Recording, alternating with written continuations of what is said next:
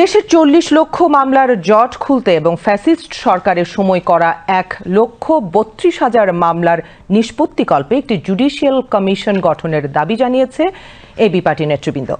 আজ সংগঠনের কেন্দ্রীয় কার্যালয়ে বিচার বিভাগ সংক্রান্ত সংস্কারমূলক অধ্যাদেশের মূল্যায়ন ও পর্যালোচনামূলক এক সংবাদ সম্মেলনে এই দাবি জানান তারা।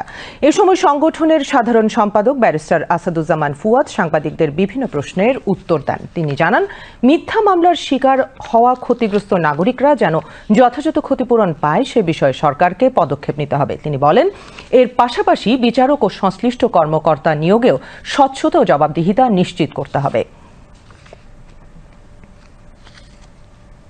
আমাদের যে মামলা জট আছে, ৪০ লক্ষের উপরে মামলা জট চলে আছে।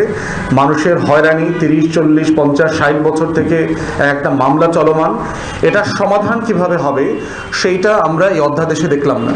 গত আওয়ামী ফ্যাসিবাদী আমলে যে ১,৩২,০০০ রাজনৈতিক মামলা হয়েছে, যেখানে আপনার ৬০ লক্ষের মতো আসামি এবং ১ কোটি মানুষ পলাতক জীবনযাপন করেছেন গত ১৬ বছর, সেই সব জায়গাতে কিভাবে একটা কমিশন করে রিভিউ করে এই মামলাগুলোকে খতিয়ে দেখা দরকার। সেরকম কোনো ক্রিমিনাল কেসেস রিভিউ কমিশনও সরকার এখনো গঠন করে নাই এবং আমরা আশা করেছিলাম এটার একটা সমাধান যেন হয়।